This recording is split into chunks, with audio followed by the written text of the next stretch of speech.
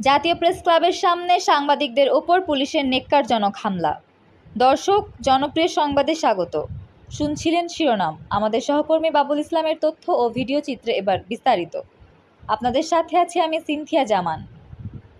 জাতীয় প্রেস ক্লাবের সামনে বুধবার ২৭ আগস্ট দুপুরে সাংবাদিকদের ছিনতাইকারী হিসেবে আখ্যায়িত করে প্রেস ক্লাবের সামনে পুলিশ বক্সের দায়িত্বপ্রাপ্ত কর্মকর্তা জয়নাল ও আরও কয়েকজন পুলিশ সদস্য ব্যাপক মারধর করে। এ সময় বাংলা ভিশনের সংবাদকর্মী সহ বেশ কয়েকজন সাংবাদিক গুরুতর আহত হয়। এ ঘটনায় সাংবাদিকদের মাঝে তাৎক্ষণিক উত্তেজনা ছড়িয়ে পড়ে। পুলিশের এই নেক্কারজনক হামলার প্রতিবাদ শুরু করে সাংবাদিকরা পরে পুলিশের ঊর্ধ্বতন কর্তৃপক্ষ জাতীয় প্রেস ক্লাবে হাজির হয়ে পুলিশ বক্সের দায়িত্বপ্রাপ্ত জয়নালকে নিরাপদে সরিয়ে নেয়। সাংবাদিকদের উপর পুলিশের হামলার সঙ্গে জড়িত পুলিশ কর্মকর্তা জয়নাল এর দৃষ্টান্তমূলক শাস্তি দাবি জানিয়েছেন সাংবাদিকবৃন্দ। ছিলাম জনপ্রিয় সংবাদে। এতক্ষণ সাথে থাকার জন্য ধন্যবাদ।